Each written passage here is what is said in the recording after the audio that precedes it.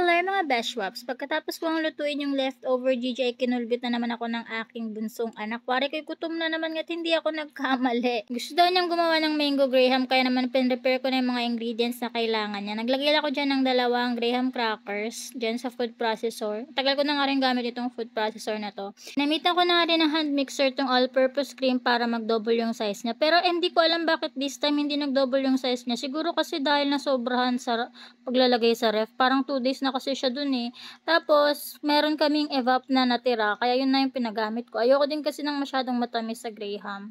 Kahit yung anak kong yan, kahit sobrang bata pa niyan, Diyos ko po, pag kami kinakain siyang mga matatamis, tinatanong niya kung gaano kadami yung sugar content. Health conscious na yarn.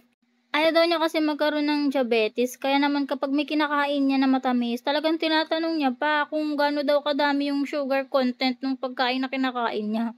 Daig pa nga niya ako dahil wala akong pake sa mga kinakain kong matatamis. Ito din pala yung batang sobrang dalang mo lang makitang kumakain ng chichiri. As in talagang once in a blue moon lang. Pero pagkakain lang siya, abang gusto lang Pringles o kaya Clover. Yun lang daw talagang bet niya. Sangka pa. O, 'di ba takot sa sugar pero nasa mood ngayon gumawa ng mango graham? Pinabayaan ko na nga at para mahiwalay naman sa gadget dahil laging nandun ang mata. Tinutulungan ko nga kaso ayaw niya, aba kaya niya na daw yan, basta sabihin ko na lang daw kung anong next step at videohan ko na nga lang daw siya dyan. Ihanda ko na nga lang daw yung energy ko mamaya sa pag-iimis niyang mga kalat niya. O, 'di ba ang taray, sobrang seryoso siya maggawa diyan, oh. Kahit nga dun sa pagpuputo lang sana nung graham crackers, sabi ko ako na para hindi na siya mahirapan. Aba, hindi talaga pumayag.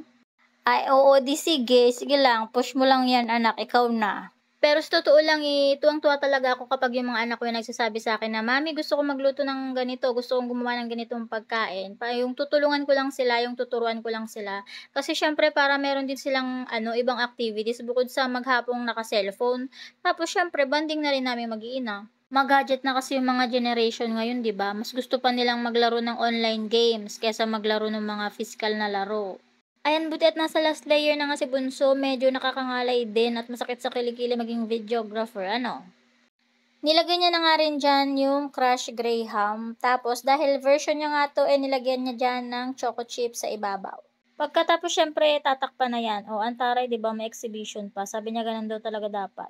At ilalagay na nga rin natin yan sa freezer and after 10 years, eto na nga, tiyeren, o diba nakakatakam, kaya naman sa mga may bet, push yun na yan. Ayun lang, shalamat.